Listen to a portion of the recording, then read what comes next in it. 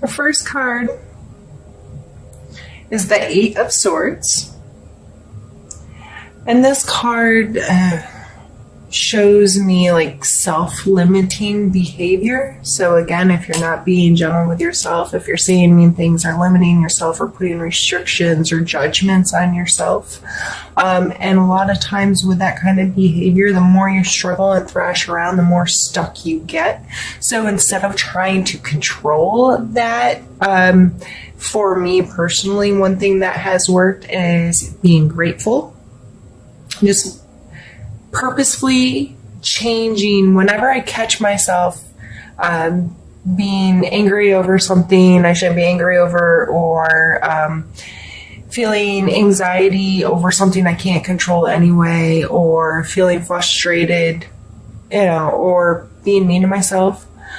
I catch myself and I immediately start listing things I'm grateful for. And I don't care what kind of life you have. You can be grateful that you have the internet, because you're obviously watching YouTube right now. You can be grateful you have skin covering your bones and breath in your lungs, and at least ears to hear me, or eyes to see me, or regardless, you always have things to be grateful for. So maybe that can help you if that's something you're struggling with, or whatever it is you do to help get out of that kind of mindset. Next, we have the Three of Coins, and this is a card of putting in some work and taking whatever your work is and presenting it in front of somebody else. A lot of times it's like, okay, I've created this. Does this have worth to you? Like presenting something you've done, presenting your work, presenting your project to someone that can facilitate its growth, or facilitate it actually having monetary value or something like that. So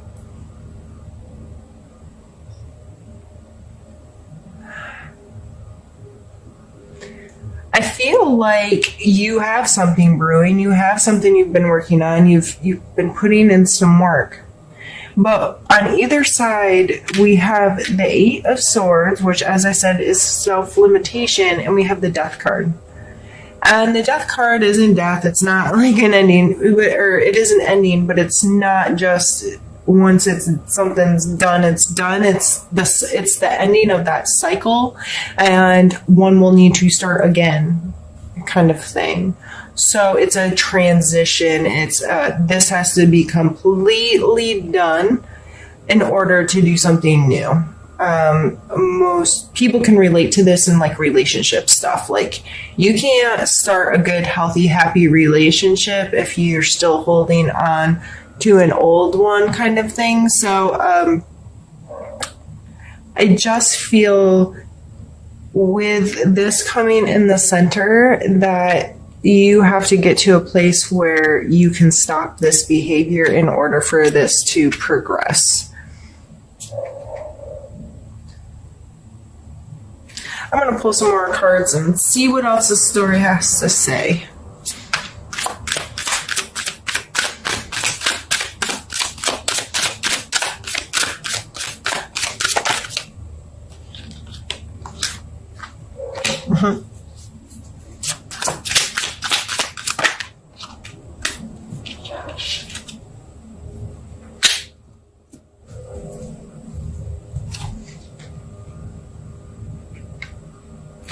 The Six of Swords can be as literal as physically moving away from an abusive relationship. It's getting away from the allowance of being treated bad. And sometimes it's you, as I said in the very beginning, abusing yourself. So whether this is someone else in your life or it is you doing it, there is movement away from it, and then Miss Justice is sitting here. There are consequences to our actions, whether you want to think it's karma or However, the scales get balanced. You know, my mama always used to tell me, you get what you give in this life. And she preached it really hard to me and made me understand that if I was given ugly, nasty, horrible things, I'm going to get ugly, nasty, horrible things in return. And it made it really important for me to value what I'm putting out into the world and how I'm treating people and so forth. So I feel like there is definitely movement, and it may take coming to these two big energies of being able to really stop something from happening and be like, I am done with this. And I have to believe that justice will sort itself out. And it's not my responsibility any longer, and I'm not going to live in the past. I'm going to trust that the universe will sort it all out, and I'm just going to keep moving. I'm going to keep moving towards my destination, and I'm going to do what's right for me, and I'm going to take care of my thought processes in a healthier way. And this card may also tell you to get strict with your boundaries. You know, these are my expectations to be in my life, to be around me. If not, you can move on. That kind of energy may also be associated with this. Let's pull a few more cards for you, Cancer. I just can't shuffle. I'm not taking it. All right, cards, get in my hand.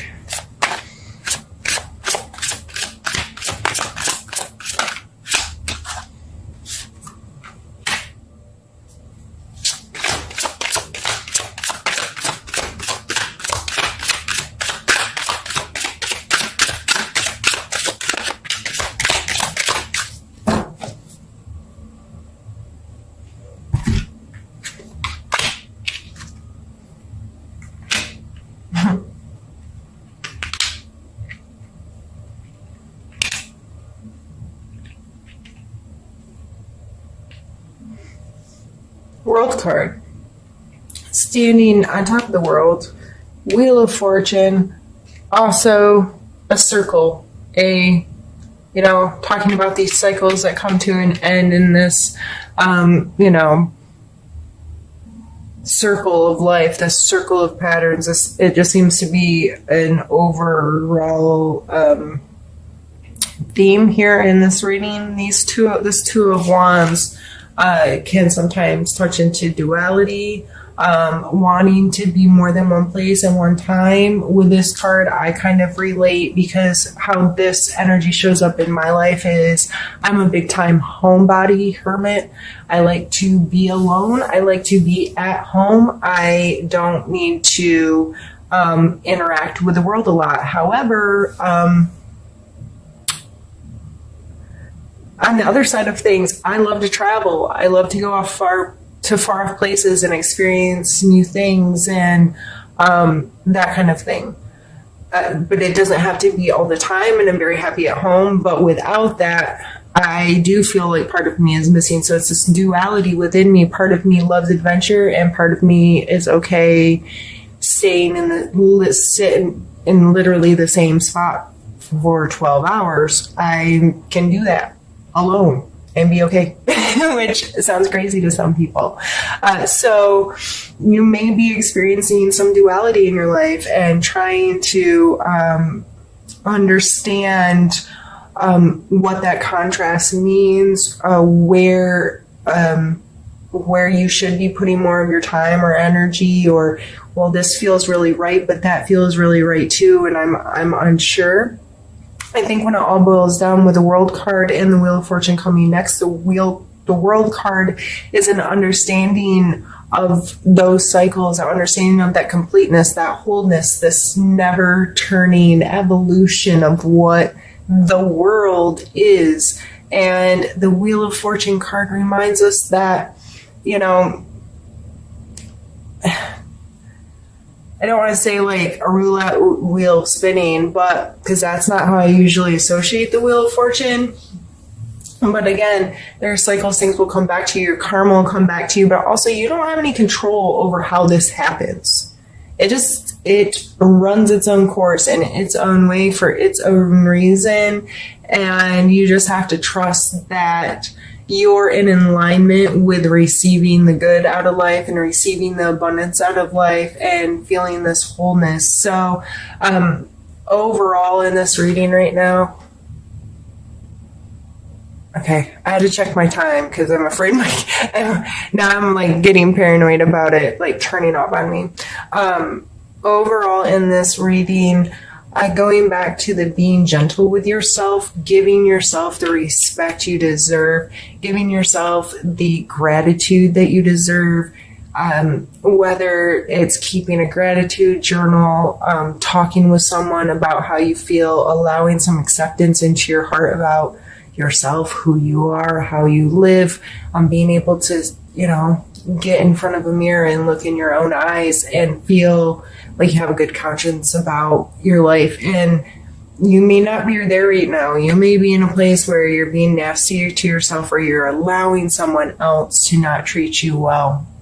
And I think that overall, the more gentle you are with yourself, the more understanding and loving and compassionate you are with yourself, the more you can get to this place where you know you deserve to have abundance in this life and to have love in this life, to have joy in this life, and to feel good wherever you are. And some of the things about you can contrast a little bit, or you may have be unsure right now, or those kinds of things, and that's okay. It's part of the journey.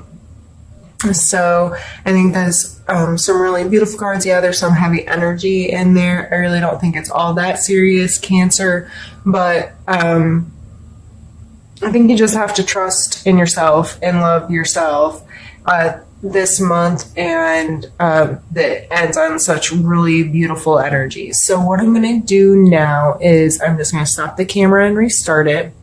And I'm going to clean these up, get them out of the way, and we're going to get another deck out and do another part of the reading. So I'll be right back with you. And now we're going to use this little deck. It's called Happy Tarot, and it's super cute. And this time I'm going to pull cards for specific placement. And I've done this in a lot of my other videos, so I like doing these. And so I thought with trying to make this a more inclusive, longer video as an apology, that I would add it in with the other. So the first card we're going to pull is for your mental space.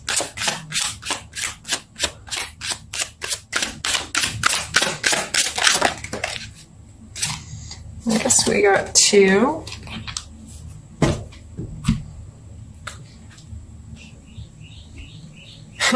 We have the World card again. And we have the Lovers card. See what I was talking about? They're really freaking cute. I say that's my husband. That's him. Hands on hip, cheesing, buck naked on a big wheel. All right. So it looks like mentally, these are really positive, happy cards, but my first thought was being too invested in your significant other, allowing them to have too much control or power or to be your world. So the Lovers card, I always take it as a conscious choice to be in this relationship, making that choice over and over and over again to love somebody unconditionally and learn what unconditional love really is and really means, because sometimes that's not natural to some people. They complicate it and screw it all up with negative stuff and hold people responsible for things they're not responsible for, those kinds of things. So maybe your significant other or your best friend or whoever this person is, you make the choice to love unconditionally. Maybe you put a little bit too much of your power in their hands, like I can't be happy unless they're happy too, or it's about them making me happy or whatever. However, I'm sorry, this isn't sitting straight, it's driving me crazy. However that's playing in your life, or, just emotionally, maybe I was wrong. Maybe it's you beating up you and that first, like I kept going back to, but whoever your support system is really healthy and happy and helps pull joy to your life and so forth. Let's pull a card for you, or let's physical space. Sorry, brain's not working.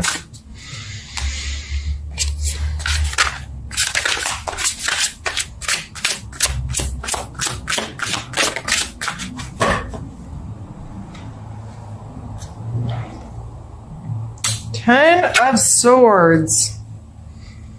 Is there an injury or something? Like, is that why you've been really hard on yourself? Is that why you need to be gentle with yourself? Is that why you're stuck in a spider web? Have I been reading this wrong the whole time?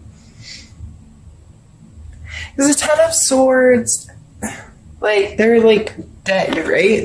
They look dead. Finito, tired out, worn out. But as soon as that card came out, which I probably usually don't associate with an injury, but that's my first thought, it coming in the physical space. Are you laid up for physical reasons? Regardless, still take the same steps to get healthy. Dealing with your mental space and being really super duper kind and gentle with your emotional and mental and spiritual space can definitely help you heal physically. So I don't change anything I said before, but physically, regardless if you've hurt yourself or not, it looks like you're like down for the count, worn out. You're possibly doing too much and putting too much work in, or taking on things you don't need, or sticking more of those swords right in your own self. Going back to earlier with the Eight of Swords, self-limiting behavior. Let's see where you are emotionally.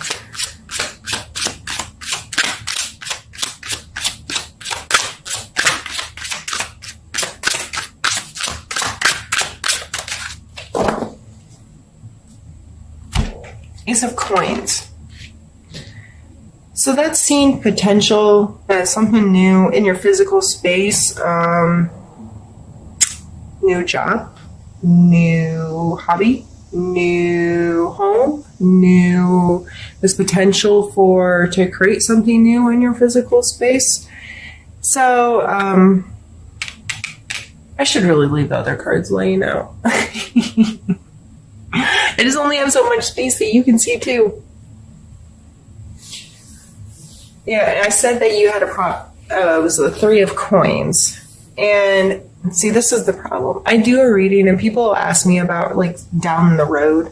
A friend will call me and like, man, that reading you posted for Capricorn, like, that got me or whatever. And I'm like, as soon as this reading's done, I don't remember anything I told you. Nothing. It's weird that it happens that way, but I never remember what I read. So since I already picked those cards up, it's already leaving my head.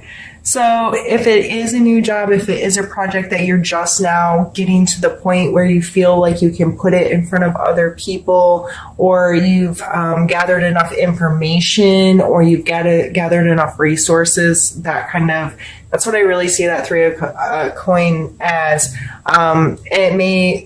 It's new and exciting, and you're emotionally attached to this stuff, and that's maybe why you're beating yourself up in self-limiting talk, or not respecting yourself enough, because you're too emotionally invested in something that doesn't. If you listen to some very successful, like, entrepreneurs that create products or create businesses and that kind of thing and have made bajillions of dollars, right? They will tell you they do not get emotionally invested in their projects. They create it, they put all this power and excitement into it, and then they put it into the world, and either people take it or they don't. And regardless, they're moving on to the next thing. They do not have time to mourn if it wasn't the right time or place for that product or for that idea.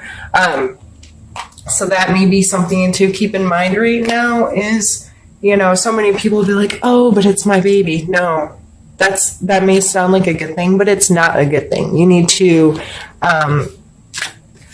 get the emotions out of the way so you can really create it without worrying about protecting it, if that makes sense. Let's pull one last card for you, and this is your spiritual space. No, this is not the last card, sorry. We have the devil come out in your spiritual space, which is your card. No, it's not. I can't. I don't know why I just thought that. Gemini. I pulled this card for Gemini earlier, and it's a Gemini card. Okay. Cancer.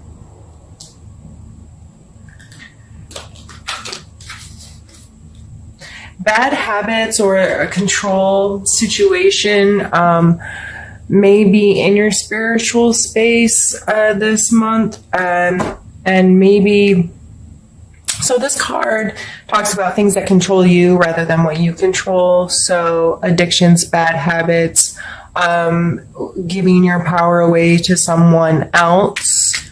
If you are letting someone else dictate life, dictate how you feel, dictate, I'll be happy when so-and-so makes me happy. I'll be happy if so-and-so does A, B, or C. I'll be happy if blah, blah, blah happens. That's giving away power. It's I'm happy and this might happen or that might happen.